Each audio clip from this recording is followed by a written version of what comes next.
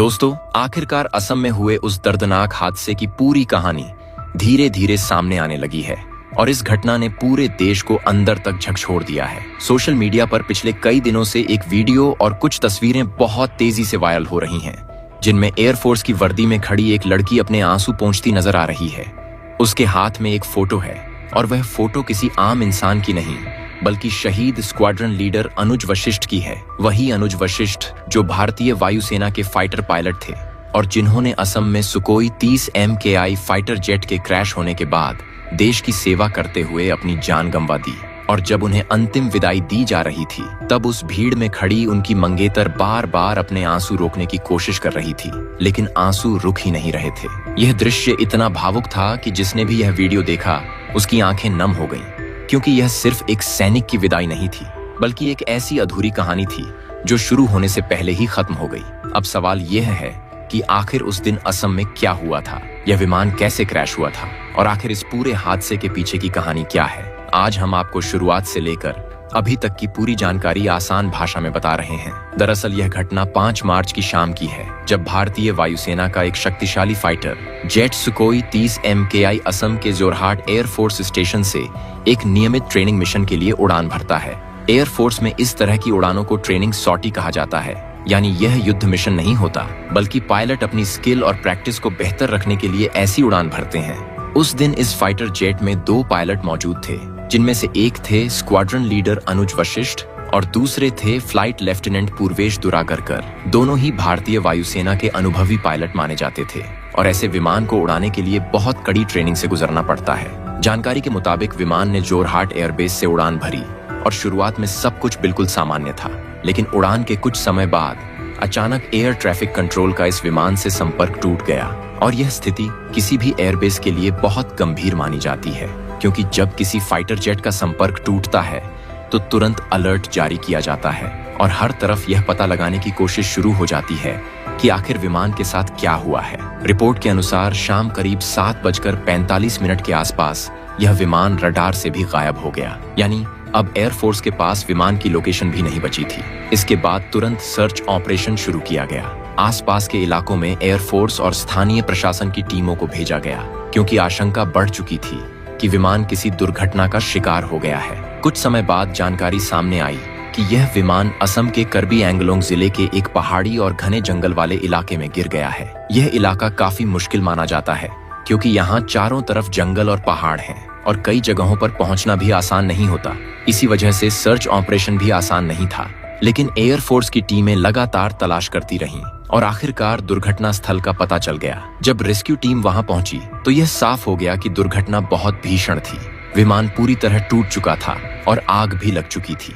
इसके बाद यह दुखद खबर सामने आई कि इस हादसे में दोनों पायलटों की जान चली गई है। जैसे ही यह खबर सामने आई, पूरे देश में शोक की लहर दौड़ गई, क्योंकि फाइटर पायलट बनना कोई आसान बात नहीं होती।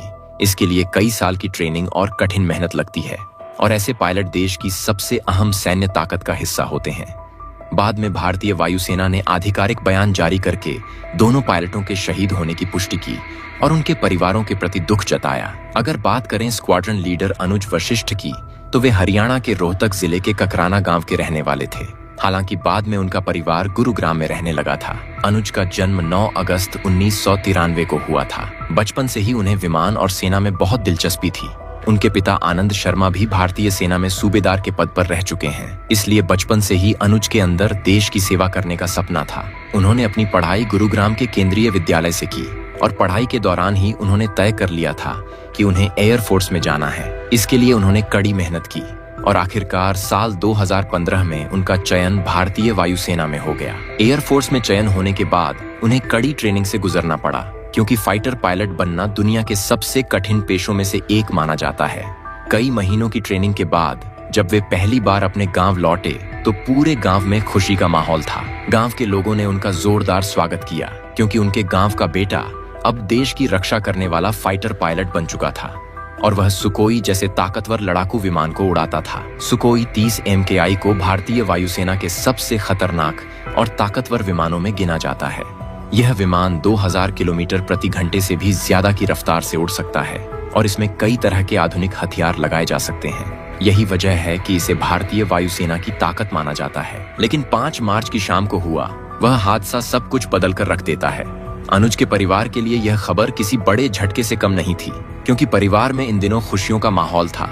दरअसल अनुज की हाल ही में सगाई हुई थी और कुछ ही समय बाद उनकी शादी होने वाली थी। घर में शादी की तैयारियां चल रही थीं। परिवार के लोग शादी की तारीख और बाकी कार्यक्रमों की बात कर रहे थे। लेकिन अचानक एयरफोर्स से आया फोन पूरे परिवार के लिए एक बुरी खबर लेकर आया और देखते ही देखते खुशियों का माहौल मातम में बदल गया। जब अनुज का पार्थिव शरीर उनके पैतृक गांव ककराना लाया गया तो पूरा गांव उन्हें अंतिम विदाई देने के लिए उमड़ पड़ा। तिरंगे में लिपटा हुआ उनका शरीर जब गांव पहुंचा तो हर किसी की आंखों में आंसू थे। लोग भारत माता की जय और वंदे मातरम के नारे लगा रहे थे। लेकिन इस भीड़ के बीच एक दृश्य ऐसा था जिसने हर किसी को भावुक कर दिया। अनुज की मंगेतर, जो खुद भारतीय वायुसेना में पायलट हैं, वह भी वहां मौजूद थी। उनके हाथ में अनुज की तस्वीर थी और वह लगातार रो रही थी। बताया जाता है कि वह उसी वाहन में आई थी जिसमें अनुज का पार्थिव शरीर गांव लाया गया था और पूरे रास्ते वह अनुज की तस्वीर को सीने से लगाकर रोती रही। जब अंतिम संस्कार की प्रक्रिया शुरू हुई तो पूरे सैन्य सम्मान के साथ उन्हें विदाई दी गई। एयरफोर्स के जवानों ने उन्हें आखिरी सलामी दी और उनके छोटे भाई मनोज ने उन्हें मुखाग्नि दी। उस समय वहां मौजूद हर व्यक्ति की आंखें नम थीं, क्योंकि कुछ ही दिनों बाद जिस घर में शादी की तैयारियां चल रही थीं, वहां अब सन्नाटा पसरा हुआ था। इस बीच भारतीय वायुसेना ने इस पूरे हादसे की जांच शुरू कर दी है। आमतौर पर इस तरह की दुर्घटनाओं के बाद कोर्ट ऑफ इंक्वायरी बैठाई जाती है, जिसमें यह पता लगाने की कोशिश की जाती है कि आखिर विमान के साथ क्या हुआ था। जांच में विमान के तकनीकी रिकॉर्ड, उड़ान के दौरान की जानकारी, मौसम की स्थिति और बाकी कई चीजों को देखा जाता है।